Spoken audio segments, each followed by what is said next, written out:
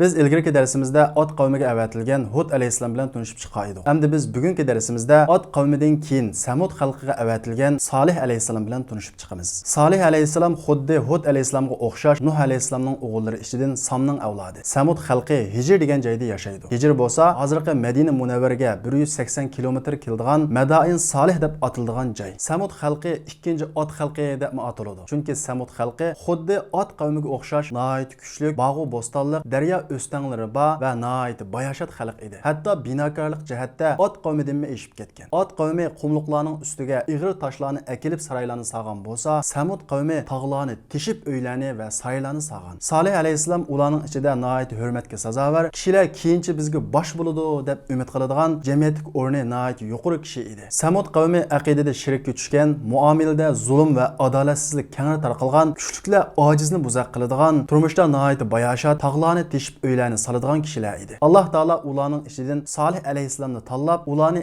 aqida jihatda tavhidga, muomalada adolatga buyurish uchun payg'ambar qilib avatidi. Salih alayhissalom ilgirki payg'ambarlarga o'xshash, birinchidan kishilarni tavhidga chaqiradi. Ikkinchidan o'ziga itoat qilishga, ya'ni payg'ambarga itoat qilishga buyuradi. Uchinchidan muomalada adolatga va boshqalarga zulm qilmaslikka buyuradi. To'rtinchidan Allohdan qo'rqishga, yomon ishlarni qilmaslikka va taqvodorlikka buyuradi. Beshinchidan Allohning ularga bergan ne'matlarini aslatib, u ne'matlarni ularning o'zlari erishmaganligini, ularga Allohning berganligini, uningga shukr qilsa, bu ne'matning davom qildiganligini, tuzkorlik qilib Allohga shirik qo'shsa va uningga o'zimiz erishdik deb o'ziga ishonsa, Allohning azobiga qoldiganligi va bu ne'matlarning zoya bo'ldiganligi bilan ularni ogohlantiradi. Shundaqla Salih alayhissalom kishilarni bu yo'lga chaqirishda ulardan hech qanday narsa kutmaydiganligini nihoyat aniq aytadi. Alloh taolo sura Hudning 61-oyatida bu voqelikni bayon qilib, "Va ila Samud axahum Salihah faqala ya qawmi ibudulloha ma lakum min ilahin g'ayru." Biz Samud qavmiga ularning qarindoshi, ya'ni nasab jihatda qarindosh keladigan xalqi bo'lgan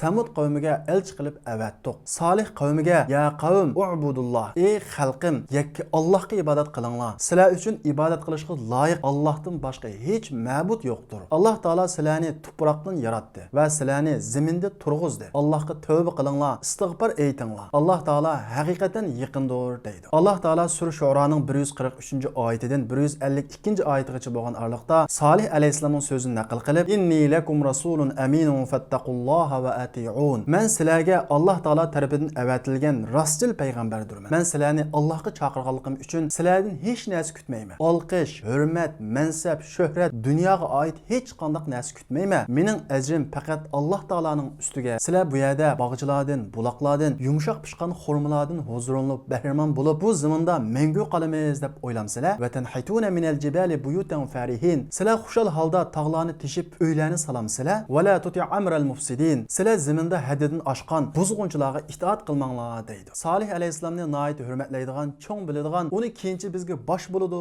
deb qaragan kishilar Salih alayhissalomning ularning adolatsizligi va hukmronligi va ozg'un aqidasini yiqitib tashlaydigan bu chaqiriqni anglagandan keyin, "Ya Salihu qad kunta fina marjuwan qabla hada." Ey Salih, sen bu gaplarni qilishni ilgari bizga bosh bo'ladi, cho'ng ishlarni qiladi deb hammamiz ko'zimizni senga tikkan bir kishi eding deydi. Shundaqla, "Ey Salih, sen bizni chaqirgan bu ish qarta biz gumondimiz, biz daha bunga ishonmaymiz" deydi. Salih alayhissalom yana ularga tushuntirib, bir Allohga ibodat qilishga, butga ibodat qilmaslikka, boshqalarga zulm qilmaslikka va zaminda buzg'unchilik qilmaslikka buyurdi. Afsus, Salih alayhissalomning so'ziga nihoyat oz bir qism kishilar ishonib, uningga ergashadi. Ammo ko'p qism kishilar ilgari bizga bosh bo'ladi, cho'ng ishlarni qiladi deb hurmat qilgan Salih alayhissalomni sarang, ozg'un va sihigar deb haqoratlaydi. Buning bilan bo'ldi qilmay, Salih alayhissalomga ergashgan kishilarga har xil usullar bilan shak shubha tashlaydi. Bu bir inson to'sa, bu qandaqmi payg'ambar bo'lsin, sizlar uni payg'ambar deb ishonamsizlar deyish orqali ularni shak shubhaga tashlaydi. Va har xil usullar bilan Salih alayhissalomning jamiyatdagi o'rnini tushirishga tirishadi. Va jamiyatda qandaq bir qiyinchilik va xoflik yuz bersa, uning sababini Salih alayhissalom va uningga ergashgan kishilarni qilib ko'rsatib, kishilarni ulardan qochirmoqchi bo'ladi. Hatto qahatchilik yuz bersimi, uning sababini Salih alayhissalom va uningga ishongan kishilar tufayli bizga mushunda qahatchilik bo'ldi deb masalaning va qiyinchilikning sababi qilib ko'rsatadi. Alloh taolo buni Qur'on Karimda bayon qilib, "Qalut tayyarna bika va biman ma'ak." Ular, ya'ni Salih alayhissalomga ishonmagan kofir kishilar, bu qahatchilikning sababi sen va sana ishongan kishilar deb qahatchilikning sababini Salih alayhissalom va Salih alayhissalomga ishonib, Allohga ishongan kishilar qilib ko'rsatadi. Bu xuddi jamiyatimizdagi qanday bir qiyinchilik, qanday bir xoflik yuz bersa, uning sababini musulmonlar, dindorlar va diniy olimlar qilib ko'rsatib, kishilarni islomdan qochirish uchun tirishadigan bo'lgan bir qism munofiqlar va din dushmanlariga nihoyat o'xshaydi. Shuncha yillar o'tgan bo'lsa-mu, din dushmanlarining usuli hech o'zgarmadi. Solih alayhisolamga ishonmagan kishilar har xil usullar bilan kishilarni Solih alayhisolamdan qochirishga tirishib baqqan bo'lsa-mu, afsus ular utuq qozonmaydi. Kundan kunga Solih alayhisolamga ishonadigan kishilar ko'payishga boshlaydi. Buningdan bearam bo'lgan kofirlarning kattovashlari Solih alayhisolamga "Sen bizga o'xshash bir inson. Agar sen rost payg'ambar bo'lsang, o'zingning payg'ambarligini isbotlaydigan bir mo'jiza ko'rsat" deydi. Mo'jiza inson qilish emas, aqliga sig'dira olmaydigan ishlarni ko'rsatadi. Bir qavm Allohdan mo'jiza talab qilsa, Alloh ularga mo'jizani beradi. Mo'jiza kelgandan keyinmi yana Allohga ishonmasa, Alloh taolo undaq kishilarga muhlatma bermasdan halok qilib o'tadi. Shuning uchun Jibril alayhissalom payg'ambar alayhissalomga "Agar xohlasang, qavming talab qilgan mo'jizani beramiz. Undan keyin ular iymon etmasa, ularga muhlat bermay halok qilamiz. Agar xohlamasang, ular talab qilgan mo'jizani bermay, ularga muhlat beramiz" degan vaqtida payg'ambar alayhissalom mo'jiza emas, muhlat berishini talab qilgan. Koshki Samud xalqimi Allohdan mo'jiza talab qilmay, Solih alayhissalomning so'zlarini o'ylab baqqan bo'lsa, tafakkur qilib baqqan bo'lsa, vaqt talab qilgan bo'lsa, bu ular uchun nihoyat yaxshi bo'ladi. Lekin bu kishilar Allohdan mo'jiza talab qildi. Mo'jiza talab qilib, haddidan oshgan shaklda mo'jiza talab qildi. Ular bir kuni to'plashib Solih alayhissalomni chaqirdi va Solih alayhissalomga: "Ey Solih, agar sen rost payg'ambar bo'lsang, falon yerdagi toshning ichidan bir tish tugi chiqargin. U tish tugining sifati mundoq bo'lsin, rangi andoq bo'lsin, buyi mundoq bo'lsin, uning suti qishda issiq, yozda sovuq bo'lsin" deganga o'xshagan har xil talablarni va shartlarni qo'ydi. Solih alayhissalom ularga: "Agar men sizlar talab qilgan shaklda tugini chiqarsam, Allohga ishonamsizlar" dedi. Solih alayhissalomning qavmi "Ishonamiz" dedi. Solih alayhissalom ulardan ahd oldi. Undan keyin u toshning qishig'iga berib, tahorat ilib Allohga duo qildi. Kishilar talab qilgan shakldagi tugini u toshning ichidan chiqarib berishni Allohdan so'radi. Alloh taolo Solih alayhissalomning duosini ijobat qilib, toshga buyruq qildi. Tosh Allohning buyrug'iga asosan kishilar talab qilgan shaklda va shu sifatda bir tishi tugini chiqardi. Buni ko'rgan kishilarning ko'p qismi Allohga iymon etib, Solih alayhissalomga ergashdi. Ammo yana bir bo'lak kishilar "Biz sehr qilindik, bu bir sehr" deb o'z ko'zi bilan ko'rgan bo'lsa-mu, yana Allohga ishonmadi. Solih alayhissalom: "Hadihi naqatullohi lakum ayatan fadaruha ta'kul fi ardillahi va la tamassuha bisu'in fa'khudhukum azabun alim." Ey qavmim, hadihi naqatulloh. Bu tuga Allohning tugisi. Bu mening mo'jizam. Alloh sizlarning iymon etishinglar, agar iymon etmasanglar, Allohning sizlarni azoblashiga hech qanday bir o'zri qolmaslik uchun mo'jiza qilib tushirgan Allohning oyati, Allohning mo'jizasi. Uni qo'yib etinglar. Zamindan xolgancha o'tlasin, uningga hech qanday ziyon yetkazmanglar. Agar uningga biroz ziyon zahmat yetkazib qolsanglar, sizlarni Allohning detlik azobi tutadi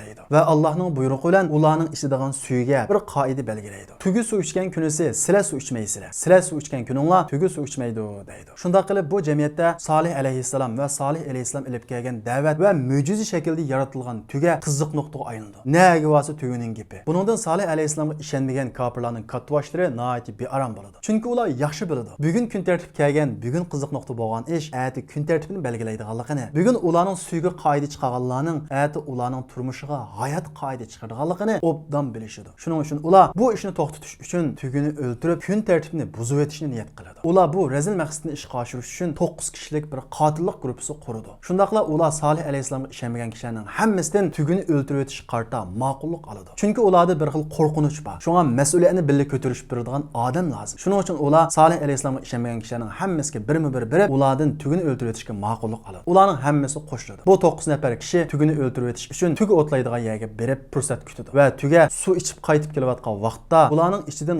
Qaddar degan bir kishi nichoqni elib tugiga qartib o'qiya atadi. O'qiya tugining putiga tegib, tugi ig'ir zaxmlanib yerga yiqiladi va ingrashga boshlaydi. U odam tugining qishiga berib, tugiga neyza sanjib, uningdan keyin tugini bo'g'izlab o'tadi. Shunday qilib Alloh ularga mo'jiza qilib bergan tugini qop yuraklarcha o'ldirib o'tadi. Ular o'zining qilganining xato ekanligini bilishadi va keyinidilla Allohning azobi tushamdiki deb bir xil ansiraydi. Lekin ular tugini o'ltirayotgandan keyin darhol Allohning azobi tushmadi. Ular biz to'g'ri qildik deb texmo bexutlashib o'zining ozg'un aqidasida haddidan oshdi. Solih alayhissalom tugining o'ldirilganini anglab nihoyat qayg'urdi va xalqiga "Endi Allohdan kelgan azobni kutinglar" dedi. Ammo bu kofirlar va kofirlarning kattvashlari texmo haddidan eshib: "Ya Solih, tina bima ta'iduna in kunta minal mursalin." Ey Solih, agar sen rost payg'ambar bo'lsang, bizni qo'rqitgan Allohning azobini qani keltirib baqa deb Allohga jang e'lon qilib haddidan oshirdi. Solih alayhissalom ularga: "Tamatta'u fi darikum 3 ayyam, zalika wa'dun ghayru makzub." Sizlar 3 kun, jiq emas, faqat 3 kun hayotinglardan bahramon bo'ladi. Allohning azobi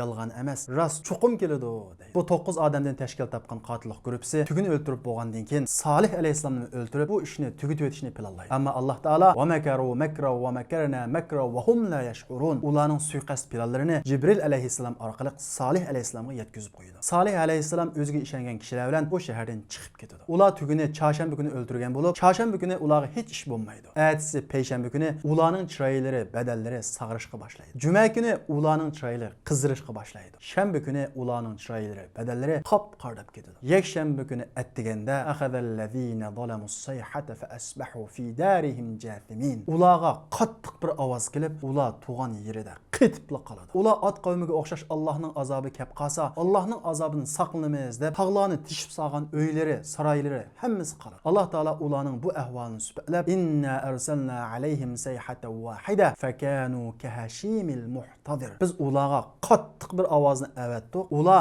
xuddi quton yasag'uvchining shox shumbullarida tashlandiq bo'lib qoldi deydi. Faqat bir tal ovoz shuncha kuchli tog'larni tishib uylarni solgan kishilarni birdamda vayron qildi.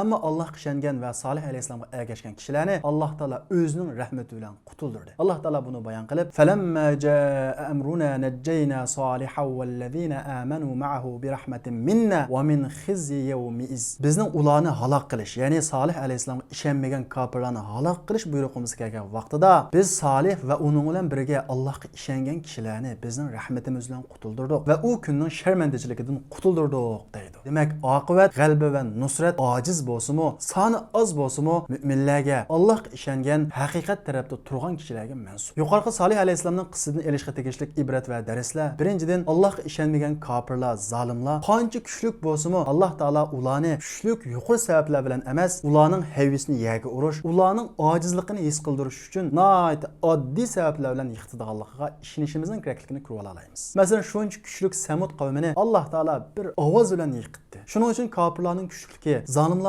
sonining ko'pligi bizni hargiz umidsizlantirmasin. Yetarki biz Alloh degan yerda turaylik, Allohning degani bo'yicha yashaylik. Alloh taolo ularni nihoyat oddiy sabab bilan halok qiladi. Ikkinchisi, Allohga ishongan kishilarni, ya'ni musulmonlarni jamiyatdagi qiyinchilik va xoflikning manbasi, sababi qilib ko'rsatish har vaqt Allohning va dinning dushmanlarining bir yelin-ayring ekanligi. Xuddi Samud qavmi Salih alayhissalom va ularga ishongan kishilarni hatto qahatchilikning manbasi, sababi qilib ko'rsatganiga o'xshash zamonimizda din dushmanlari, kofirlar va munofiqlar musulmonlarni navbatdagi jamiyatdagi qiyinchiliklarning sabablari qilib ko'rsatishga tirishadiganligi. Buning qarta sezgu bo'lishimiz kerakligi va qandoq bir odam musulmonlarni, dindorlarni, diniy olimlarni bugun kunimiz qilishimizga mushular sababchi desa, u odamning din dushmani ekanligini bilib olishimizni ko'rib olamiz. Uchinchisi, bir gunohga rozi bo'lish, u gunohni qilmasimi, u gunohga qatnashmasimi, uni qilganga o'xshash jinoyat ekanligini ko'rib olamiz. Masalan, Alloh mo'jiza qilib yaratib bergan tugini kim o'ltadi? Qaddar degan bir badbaxt o'ltadi. Ammo